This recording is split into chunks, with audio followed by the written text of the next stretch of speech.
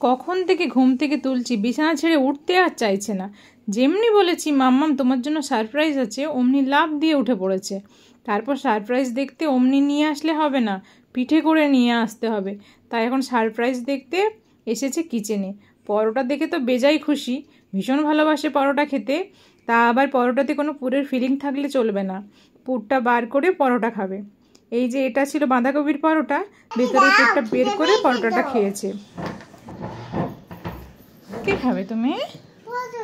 শুধু পরোটা খাবে, তরকারি খাবে না? কিসের পরোটা বলো তো? দেখো খেয়ে দেখো কিসের পরোটা।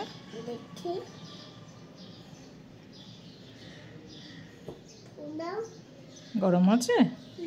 আমি কখনো সখনো রুটিতে ঘি মাখিয়ে ভেজে পরোটা বলে চালাতে চাই।